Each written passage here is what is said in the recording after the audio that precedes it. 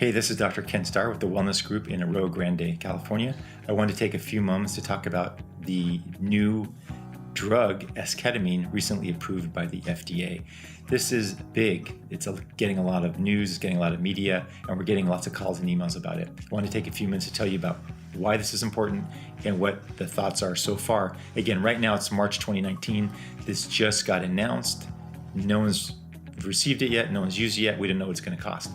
This is big because treatment-resistant depression is very serious. We've got 45,000 people, Americans, killing themselves every year from depression, and we haven't had any new real effective therapies for depression in decades, right? We have SSRIs, we have SNRIs. Ketamine has been shown to be very effective. We use IV ketamine, but it's a process. You have to come to the clinic. You can't drive yourself. You have to have an IV. It's kind of expensive. And so it limits your audience, right? If we can have a form of ketamine that psychiatrists, therapists, primary care physicians could use in their office, that would be great. It would increase access. So the FDA just approved esketamine. Esketamine is actually a derivative of ketamine. So the problem with ketamine is that it's been around a long time and it's cheap, so no one can make money on it.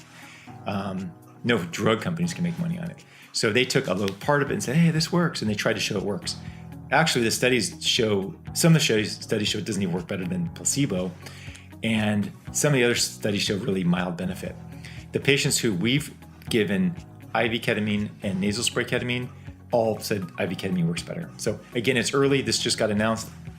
Take that for what you want, but we're one of the few centers that has experience using custom compounded nasal ketamine.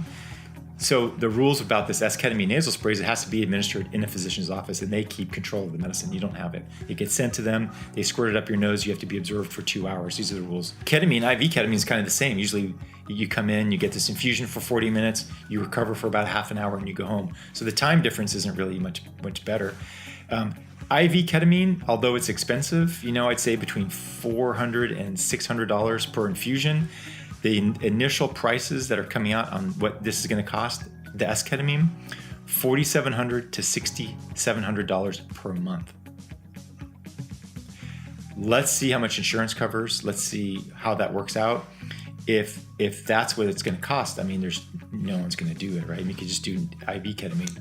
The other thing is that you could always, if you have a ketamine clinic and you have providers there who know what they're doing, and you're a good and appropriate candidate, you could probably just custom compound ketamine that you could spray up your nose. And you could probably make that for $100 or $200.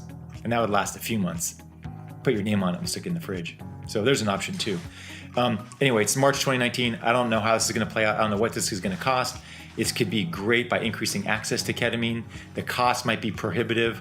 IV ketamine, though, is definitely effective for a lot of people for treatment-resistant depression. We've seen it really change lives, which is what we like to do. So anyway, leave your comments below. See our next videos up here. Thank you.